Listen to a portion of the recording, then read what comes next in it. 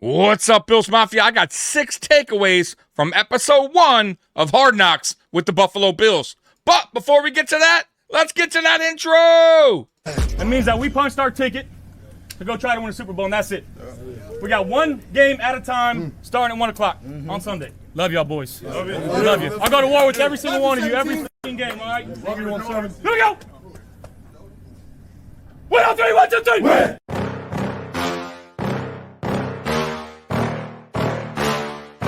Yeah.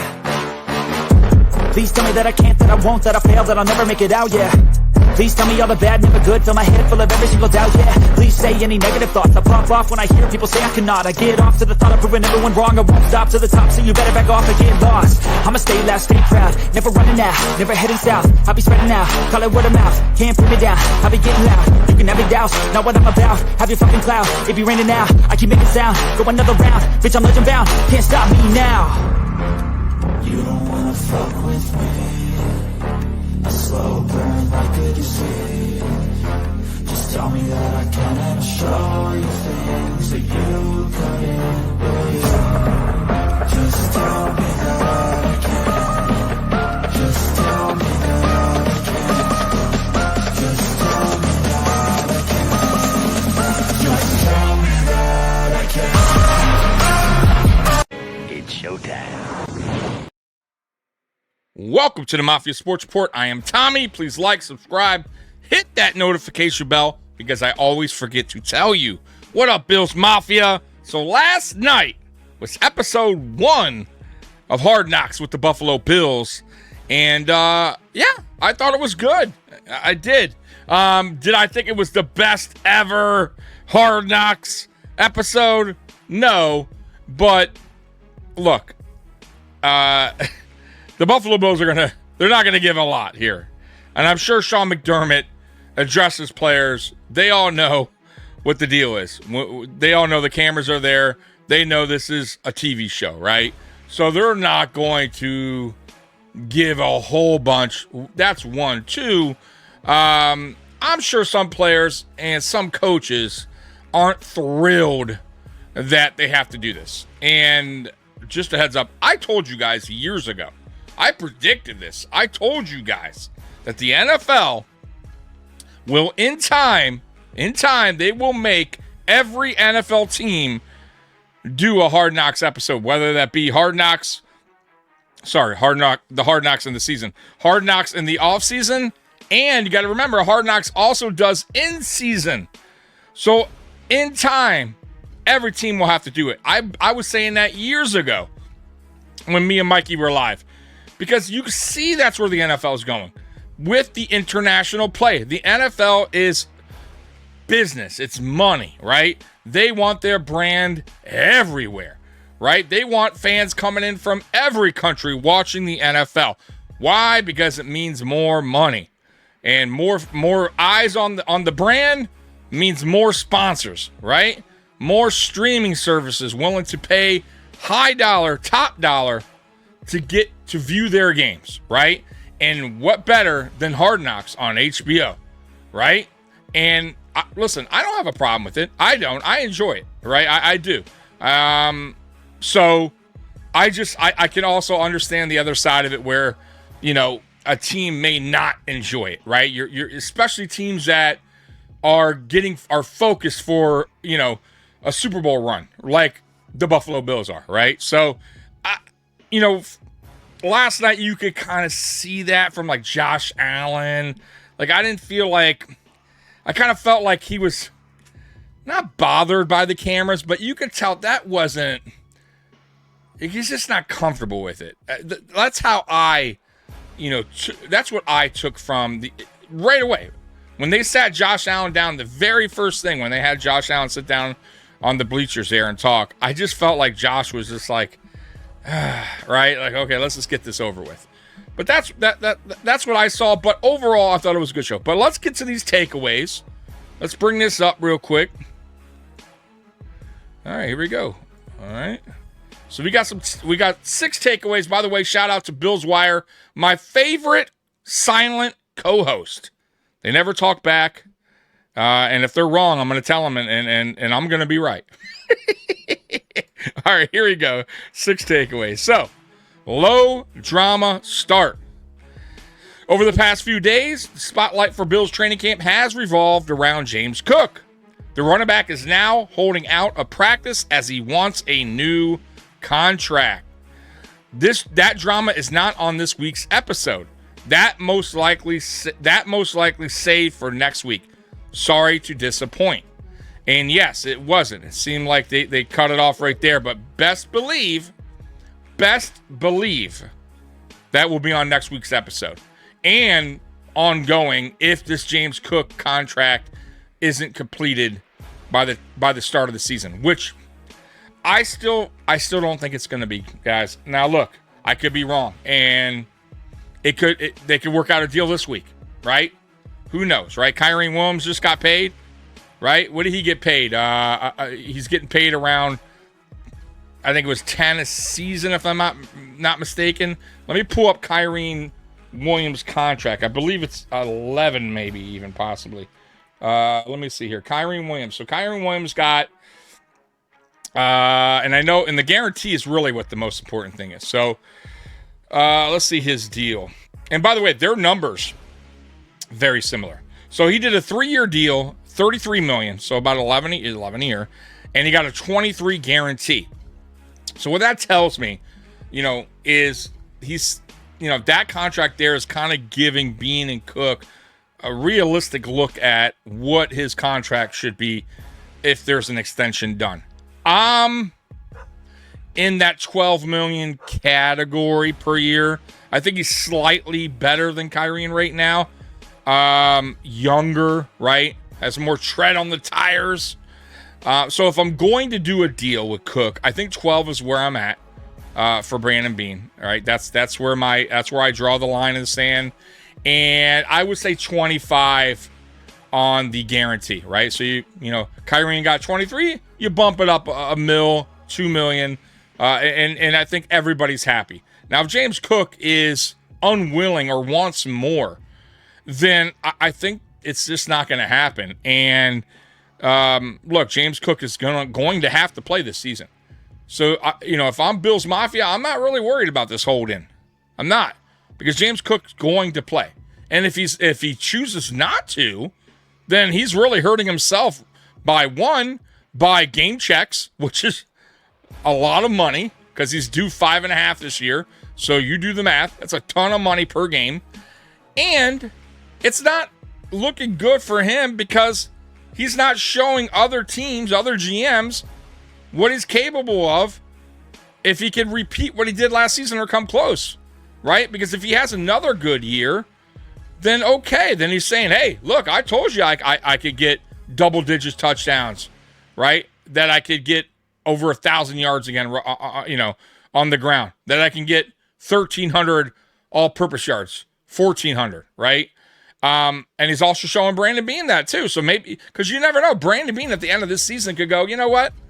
That's consistent. He had double-digit touchdowns, 1,200 or 1,300 yards, wherever that may be. I'm going to make him an offer. I'm going to go above what I initially said at the 12. I'll go 13.5 or 13. And then we'll see where it goes from there. But he's only hurting himself right now, right? As far as sitting out of camp, in my opinion, because he's missing valuable practice time. So is he going to be a little rusty going for the first couple of weeks in the NFL, in the regular season? Probably. But that's on him. It's his decision to be a hold-in. So, I'm not necessarily blaming him for doing this. I just think it's a bad decision, especially if you're betting on yourself this in a contract year. So that's where I stand with this. But yes, on the Hard Knocks, I don't think they probably stopped recording, that is, after the red and blue practice, right? So they didn't probably record, or if they did record, which I'm sorry, they probably recorded, but on that Monday when he decided to be holding, but they didn't have it for the week, for episode 1, that is, right? So that is going to be in episode 2, more than likely. All right, so let's get to the next one here. There you go. There you go. All right. Big Josh start. All right. Says a ton of episode 1 center and a quarterback, Josh Allen. He is the reigning NFL MVP. So it makes sense early focus would be on him. No spoilers here. But who in Buffalo doesn't love seeing some Josh? And I agree. And I was going to get to that. That's really my main thing, right? To open this up, really, was, boy, did Hard Knocks center in on Josh Allen for pretty much the first half of episode 1. And I mean, truth be told, Josh Allen is this team. He's everything, right? No Josh Allen, this is a 6-win team. And I'm being nice. Maybe not. You think Mitch Trubisky can win 6 games here with the defense that's unproven right now? I don't know what our defense is going to be under Sean McDermott, Bobby Babbage. Got a lot of young guys, so it hasn't really carried us in the past. So, like I said, being nice, 6-7 wins without Josh Allen, maybe. Listen, Josh is everything to this team, right? No Josh Allen, no playoffs. Let's be real. So, of course, they're going to center in on Josh Allen, Hard Knocks. They have to. He is the heartbeat of the Buffalo Bills. And, yeah, but like I said earlier when I first started this video, you could see that Josh was not the Josh we know. At least not the Josh I know. Like, the personality-wise. He wasn't. Josh is goofy, and he acts different, right? That Josh seemed a little bit more, serious for the camera. I didn't get the playful, goofy kind of Josh. And it's because those cameras, it's just different. I just think it's different with that crew there.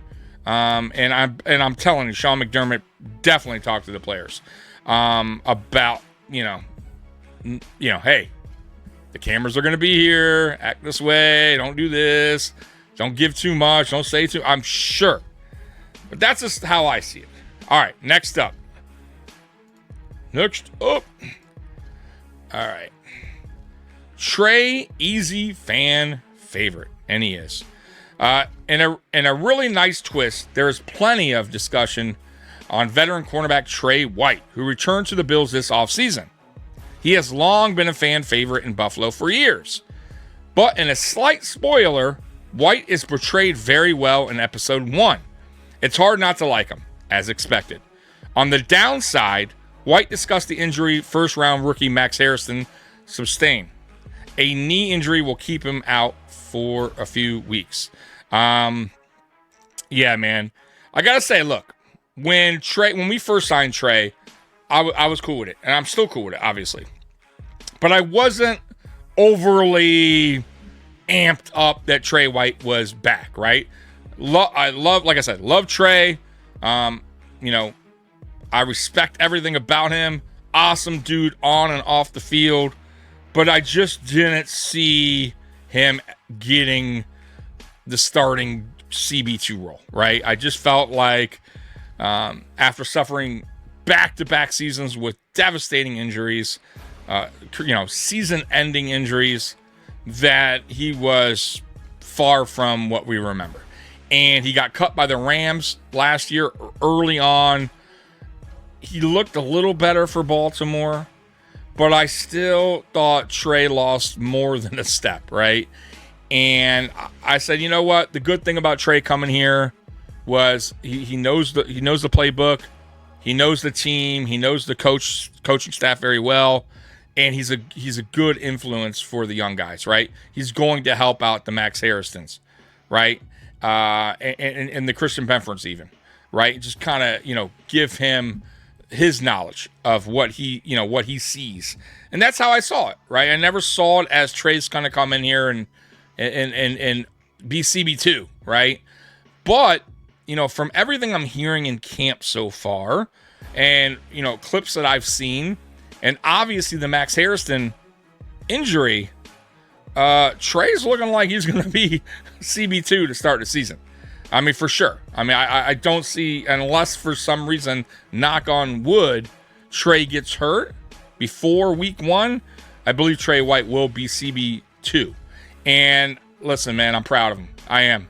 And just, I love the dude. I love what I saw on Hard Knocks. That is Trey, by the way. Like, my friend called me Captain D. And he's like, I don't know about this guy. He seems like this way. And I don't, this guy doesn't, he doesn't, I feel like he's a douchebag or like this guy's fake. And I'm like, look, because he's a Dolphins fan. And I said, look, I can speak on my team because I know these players. I've seen it. I've seen enough interviews. I've seen enough of them to tell you who's real. What you saw is what you got, or what you saw is what, he doesn't act that way. It's, he's different. Trey White on this episode is exactly who he is. Like that is Trey White. Deion Dawkins is another. And because he was like, oh, Deion Dawkins seems a little fake. I'm like, nah, nope. Deion Dawkins is like a big kid. I told him, bro, that is Deion Dawkins. That dude he's going to WWE events all the time and UFC, and he's outgoing. That's his character. Like he's a fun-loving big kid, right? That's Deion Dawkins. So he's like, oh, okay. And I said, Josh Allen, what you saw there that's not to me. That's not Josh Allen. Like that's just Josh Allen knowing the cameras are there and he's acting a certain way because of that. But yeah, and Christian Benford, that's Christian Benford, kind of, quiet kind of player. So I'm gonna be interested. It's gonna be interesting to see as these episodes go on, the other players and their personalities, right? To see who's just playing up for the camera, who's that's his real personality, right? He's letting his personality shine. So I thought Deion Dawkins, that is exactly Deion Dawkins. That there's no fake there. But anyways, let's get back to this. All right, let's get back to the list. All right. Hey, Deion, I was just talking about you. In a similar light, Deion is Deion. Bro, I didn't even read this, okay? Bill's Wire, why are you... Oh, don't say what I'm going to say. Deion is Deion in episode 1. From shot of his family and Dawkins being dad to his comments on Allen. Like White, Dawkins being a Western New York fan favorite is put on display. Let's see here. So listen, I will say this about the about him doing his drifting. I am really surprised that Bean and even Pagula, even McDermott, whatever, allows him to do that. Listen, I'm not a drift expert. I don't know the dangers that come from this, if any. Maybe there's really no danger that comes at. I mean, he has his own track, seems legit. He wears the helmet. His kids are in the damn car, for Christ's sake. So I would assume it's safe, but he's going. He's pretty fast around that track, drifting. I mean, you would think like his neck is moving around pretty bad, his back, his body. You would think maybe they wouldn't want him to do that, but listen, if he's taking all the precautions necessary and everyone's saying it's safe, the track and everything, then that's probably why they're allowing him to do that. So, and once again, don't come at me and be like, oh, you don't know what you're talking about. Drifting is totally safe. I'm not an expert. I have no idea. It just like, I'll tell you what, if I was in the car with him, I'd be nervous as hell. Now, after the first ride with him, I'd probably be like, all right, that was fun as shit. Let's do it again. You know what I mean? But it looks like, damn, I don't know if I want to be in that car. But clearly his kids are 6 years old, 7, 5, whatever they were loving it. So clearly they've been in the car multiple times and have a blast. So it is what it is, man. All right, next up, let's get to it. Oh, there he is, Sean McDermott. Serious guy. It sounds simple, but the casual fan or even huge Bills backer might not have ever had a behind-the-scenes look at the NFL team. There are plenty of clips in this episode which show head coach Sean McDermott and others speaking to the team in meetings and more. A true look at how the NFL runs. So, yeah. So, I'm sorry I missed that part. So, behind-the-scenes Bills. It was interesting. I'm sure they're going to... I didn't think we saw a lot of it, but listen, there's plenty of episodes left. I'm sure they're going to dive more into meeting rooms and all that stuff, right? So I didn't see I didn't get a lot of that in episode 1, but it's episode 1. So they're going to dive more into that, in the future for sure. Because I've seen past Hard Knocks episodes where they do. So I would be surprised if they don't. All right, Bills Mafia shouts. Naturally, Bills Mafia got their shout outs too. Early on, Alan had a great comment on the fans in Buffalo. I'm a puppy barking. I think it's a shadow of our locker room, Alan said. It makes us want to go out there and play extremely well for them. And that is the end of that article, by the way. So, yeah, Bills Mafia, man, oh my God, we are the best fan base in football, in pro sports, right? In my opinion, we show out. It don't matter if it's a damn practice. It don't matter. We had like 35,000 at the red and blue practice. I mean, unbelievable. Some NFL fans, some NFL regular season games of fans don't show out like that. So Bills Mafia, man, we are just dedicated, devoted to this team. And I love it. I love seeing it. And I'm sure the team and the players, the overall team, they love it, right? Especially the players, right? And they're like, damn, like, you see some of these interviews on some of these players and they're like, holy shit. Like, I'm sorry, let me rewind. Players that never been in Buffalo, never played for the Buffalo Bills that come here and they're like, holy shit. Like, I've never experienced this before. I've never had this amount of fans at training camp. Like, this is insane. Right. And, current Buffalo Bills players are like, I told you, right? These motherfuckers show out. They're crazy. They love us.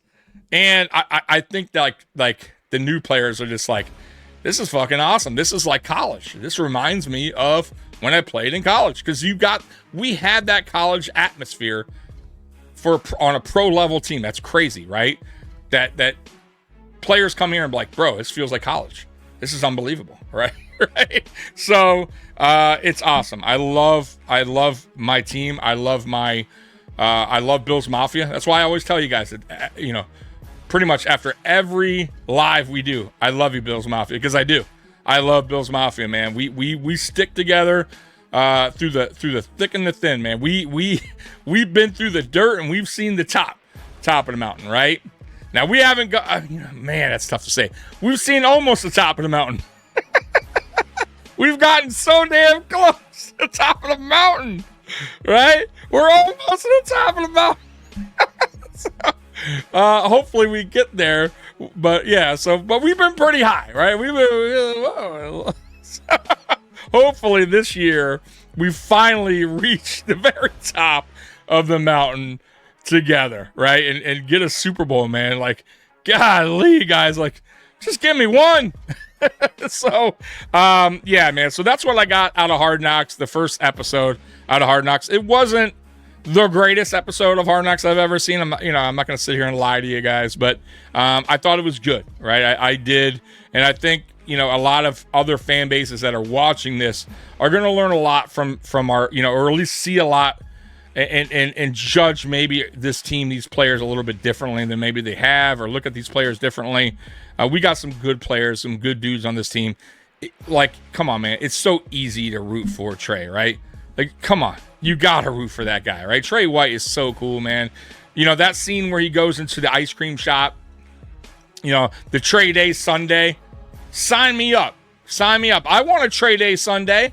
I'm so curious on how many of those they sold or will sell in the future, because I guarantee they put that on their board. Why wouldn't you? He went in there and repped the hell out of your ice cream shop. Put it on the damn board behind you. The Trey Day Sunday. I want one, okay? It's going to sell out. Right? So, that was cool. AJ Epinesa with the snake. Listen, I don't do snakes, guys. I do not do snakes. I don't do frogs. I'm good, bro. Like, I don't go out in the woods. That's just not me. Now, some of y'all do. You know what I mean? I'm not hating on y'all, but that's just wild. I want nothing to do with a python snake. I'm sorry. But, dude, it was impressive. That thing was a big old python snake. And I would not be touching that thing. So, AJ and Vanessa, that was a pretty cool clip of AJ out there, catching pythons. I thought the scooters were funny. KJ Hamler was like, wait a minute, what y'all get me a kid scooter? Spencer Brown on this tiny ass scooter. Right? So there were some parts that I laughed. I thought were pretty funny. I'm sure, by the way, they're going to get into the turkey burgers that they have that are famous there, right? That all the players love at camp. They didn't dive into that yet, but I'm sure they're going to dive into that at some point. I'd be surprised if they didn't. And like I said, they didn't dive into the Shakir injury. I'm sure they're going to get into that. So there's a lot still left on the table, and there's still a lot of episodes to go. So buckle up. I think it's going to be a fun season of Hard Knocks with the Buffalo Bills. I'm excited to see next week's episode because that will be, I'm sure, focus more on the James Cook contract, issue and the Khalil Shakir high ankle sprain. And just some camp news today. Spencer Brown was out there today practicing. That's good. Khalil Shakir was actually out there with his walking boot, but he was out there on the bike, stationary bike, and so it's good to at least see him out there. Curtis Samuel injured again. I don't know.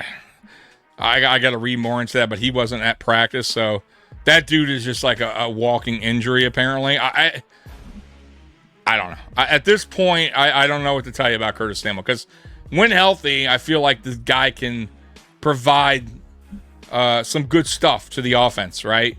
He's a Swiss Army knife. He can actually play running back if he wanted to, right? Like he did so many things at Carolina, but we haven't got to see that yet because last year turf toe, this year he's already banged up. I mean, and guys, we're what, a week and a half into practice, 2 weeks almost. I mean, guys already missing time. It's not good. So let's just hope our other receivers can stay healthy. Keon Coleman, Josh Palmer, Moore, right? Shavers is having a good camp, but the guys like Shavers and, it's, once again, man, will they make the team? Will he do anything this regular season? We'll see. We need our top receivers, our main guys, to stay healthy. So we'll see how the rest of the camp goes, but, man, hopefully no more setbacks when it comes to injuries. So, Bills Mafia, what was your takeaways from this? If I missed something or Bills Wire missed something, comment below. Let me know. And Bills Mafia, I love you. And as always, go Bills. I'm out of here. Peace.